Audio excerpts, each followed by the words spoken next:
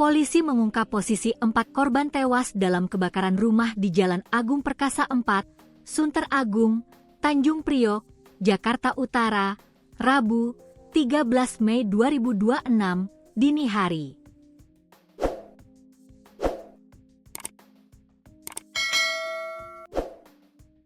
Kapolres Metro Jakarta Utara Kombes Pol Erik Frendris mengatakan, seluruh korban ditemukan di dalam kamar saat proses evakuasi dilakukan petugas.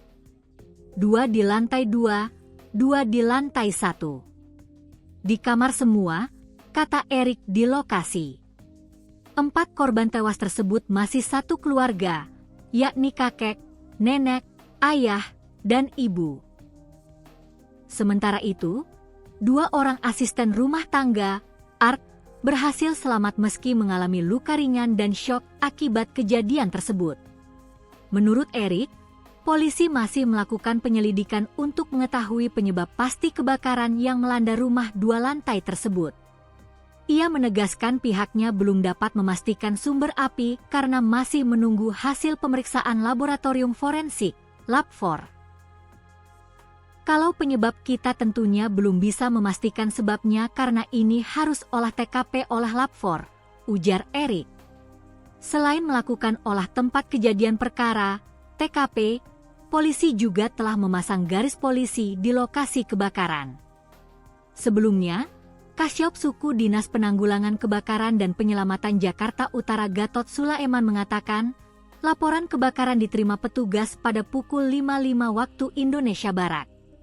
Menurut Gatot, warga awalnya melihat asap hitam dari lantai 2 sekitar pukul 04.00 WIB sebelum melaporkannya kepada petugas keamanan setempat.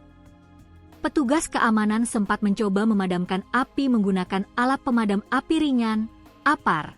Namun kobaran api terus membesar hingga akhirnya petugas damkar diterjunkan ke lokasi. Sebanyak 9 unit mobil pemadam dan 45 personel dikerahkan untuk memadamkan api di rumah 2 lantai seluas sekitar 168 meter persegi tersebut. Api mulai dipadamkan pada pukul 5.17 WIB dan berhasil dilokalisir sekitar pukul 5.25 waktu Indonesia Barat. Proses pendinginan dilakukan hingga pukul 5.52 WIB dan operasi pemadaman dinyatakan selesai pukul 6.20 waktu Indonesia Barat. Dalam peristiwa itu, 4 korban meninggal dunia yakni Bhagwan, 78, Kashilia Bhagwan, 77, Pishu Manwani, 55, dan Netu Pesumal, 50.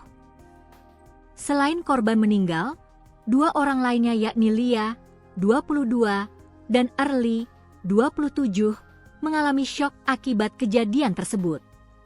Gatot menyebut dugaan sementara penyebab kebakaran berasal dari fenomena listrik. Akibat kebakaran itu, kerugian ditaksir mencapai 855 juta rupiah.